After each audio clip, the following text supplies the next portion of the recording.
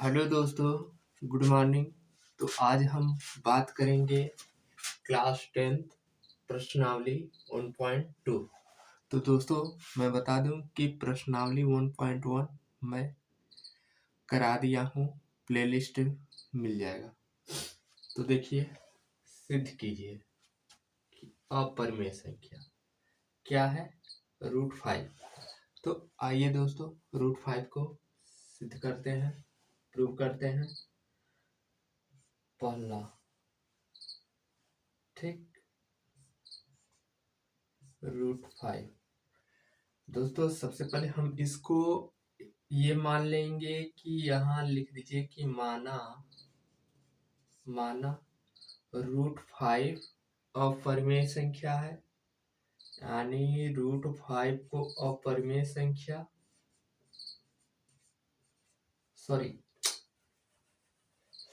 √5 को परिमेय संख्या,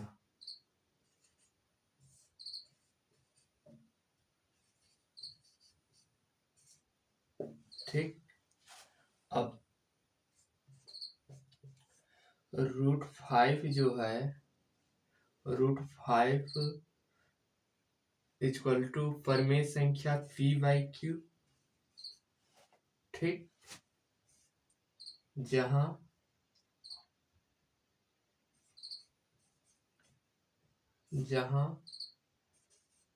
p एंड q को प्राइम यानी सह अभाज्य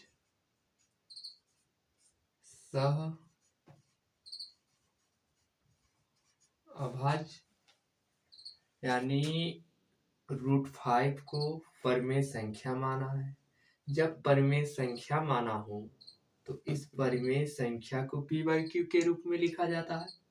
तो √5 इक्वल टू p/q, जहां pq को प्राइम सह अभाज्य यानी इन दोनों में कोई कॉमन न हो। अब दोनों पक्ष में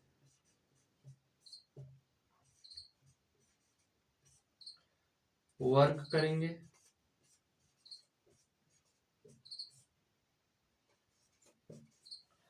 तो यहाँ 5 हो जाएगा, p² q², ठीक। अब 5q² बराबर p²। तो इससे ये पता चलता है दोस्तों कि इस 5 को मैं यहाँ ले आऊंगा तो ये कह सकता हूं ना कि 5 जो है p² को डिवाइड कर रहा है, भाग कर रहा है। इस 5 को मैं यहाँ लिख दूं तो ये कह सकता हूं ना कि डिवाइड कर रहा है। तो इसकी वजह से हम यहाँ लिख देंगे कि p²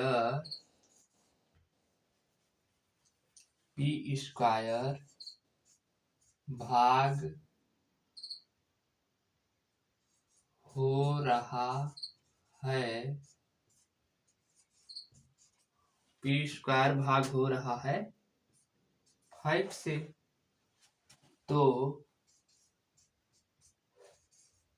p भी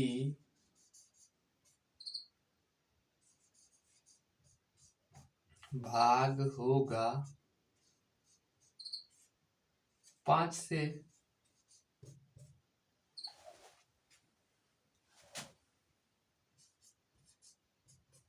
यानी ये 5 जो है इस p² को भाग कर रहा है, इधर ले जाऊंगा तो भाग ही करेगा।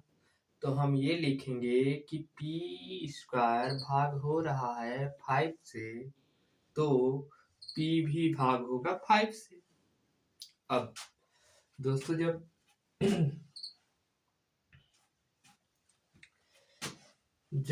p भाग हो रहा है 5 से, तो हम यहाँ p इक्वल टू 5t ले लेंगे। जब 5t ले लेंगे तो तो क्या बन जाएगा कि यहाँ 5q² बराबर पी, यहाँ p² है 5q², यहाँ p² है, तो क्या हम यहाँ 5t के पावर ये लिखेंगे। ठीक, अब 5q² इक्वल टू, अब ये स्क्वायर होगा तो 25t², ये कटेगा 5 बार में,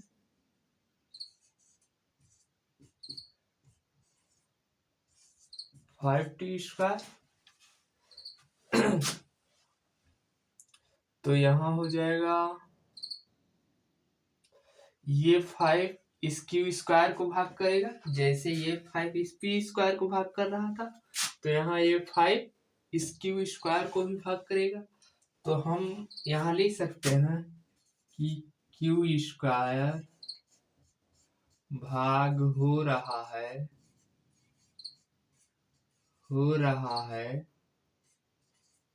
5 से, तो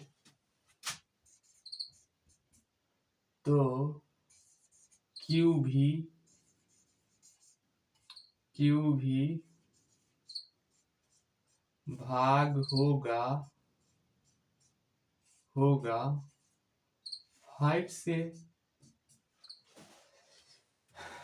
तो दोस्तों देखिए 5 जो है P को भी भाग कर रहा है और Q को भी भाग कर रहा है, यानी 5 P को भी भाग कर रहा है, Q को भी भाग कर रहा है।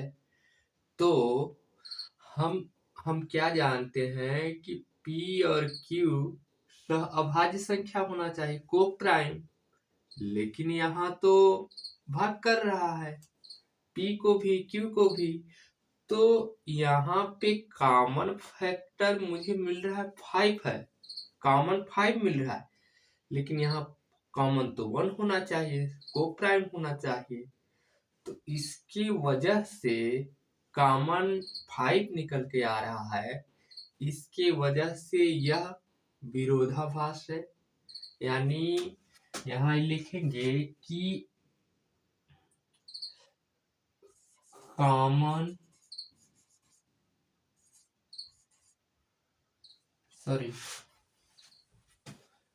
P और Q का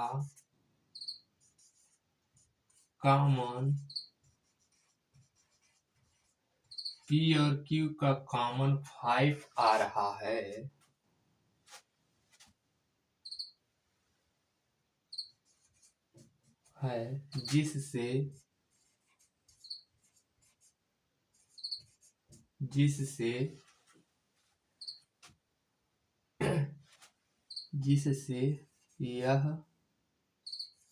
जिससे यह परिमेय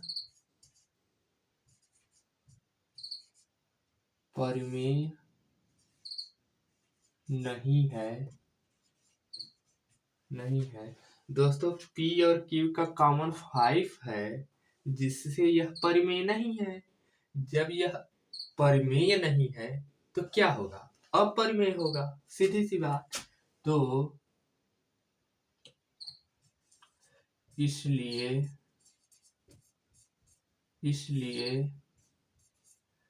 √5 एक अपरिमेय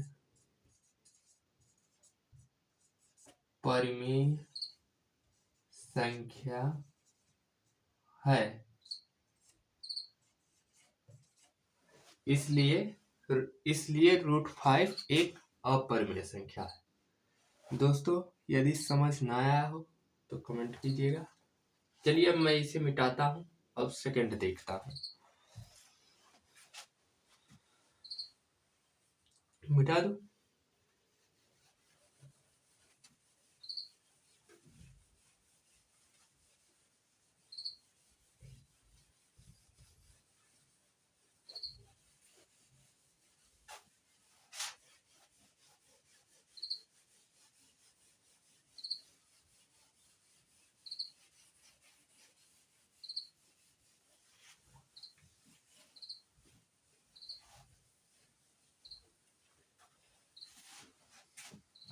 अब दूसरा, माना 3+2, इसे भी परिमेय संख्या मान लेंगे तो P/Q। ठीक, यहाँ भी P एंड Q को प्राइम।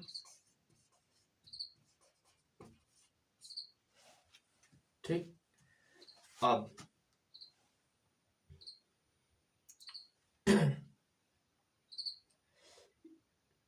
2√5 बराबर P/Q -5। इस साइड √5 बचेगा,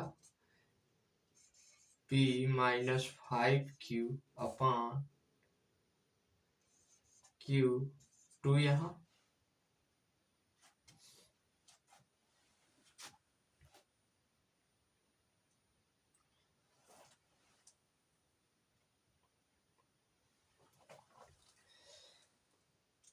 दोस्तों देखिए ये क्या है कि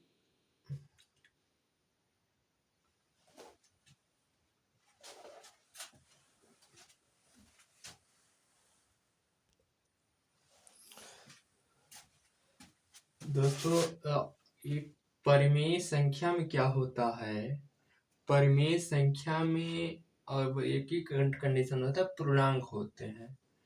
तो यहाँ जो PQ के हैं पूर्णांक है। ठीक, PQ पूर्णांक है। जब Q पूर्णांक है तो 2 का मल्टीप्लाई होगा तो भी पूर्णांक ही आएगा। ठीक, और P पूर्णांक है और 5 Q का मल्टीप्लाई भी पूर्णांक होगा, यानी ये भी पूर्णांक, ये भी पूर्णांक, ये भी पूर्णांक। तो यहाँ क्या आ जाएगा, पूर्णांक बटे पूर्णांक आ जाएगा। पूर्णांक बटे पूर्णांक आ जाएगा, तो यानी इंटीजर अपॉन इंटीजर। तो ये कहलाएगा कि रेशनल नंबर। बट हम अभी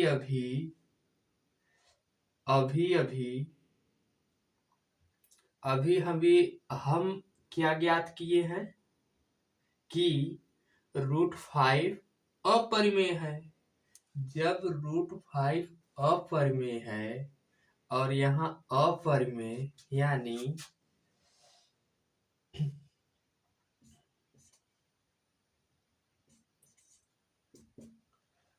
पूर्णांक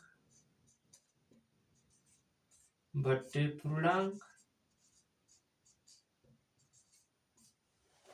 पूर्णांक यानी परिमेय।